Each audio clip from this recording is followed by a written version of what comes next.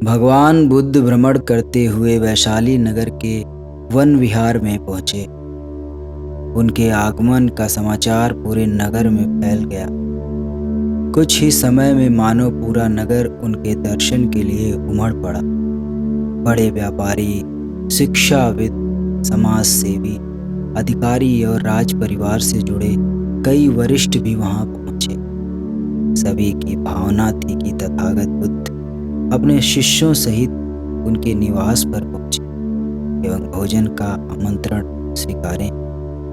बुद्ध सभी के निवेदन को सुन रहे थे और स्वभावगत मुस्कान के साथ आमंत्रण का आभार व्यक्त कर रहे थे।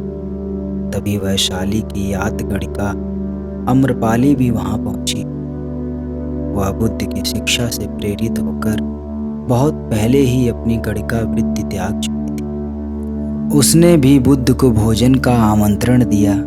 बुद्ध ने तत्काल उसे स्वीकार किया और अगले दिन भिक्षुओं सहित उसके घर जाने की सहमति दे दी। बुद्ध के एक शिष्य को यह बात अच्छी नहीं लगी। इतने सारे वरिष्ठों के आवेदन के बावजूद बुद्ध ने अम्रपाली का आमंत्रण स्वीकार क्यों किया? शिष्य की दृष्टि में अम्रपाली गणिका होने से घृणित कर्म से जुड़ी रही थी। जब सभी लोग चले गए तब शिष्य ने पूछा, भगवान, इतने लोगों ने आपको न्योता दिया, फिर आपने अम्रपाली का ही आमंत्रण क्यों स्वीकारा? बुद्ध ने कहा, माना वह गणिका थी, लेकिन पश्चाताप की अग्नि में तपकर वह निर्मल हो चुकी है। यदि कोई व्यक्ति इस निर्मलता को प्राप्त कर ले तो वह उससे भी श्रेष्ठ हो जाता है जो ऐसे किसी घृणित कर्म में लीन ना रहे हों। ऐसे व्यक्ति का आमंत्रण स्वीकारने में संकोच नहीं होना चाहिए।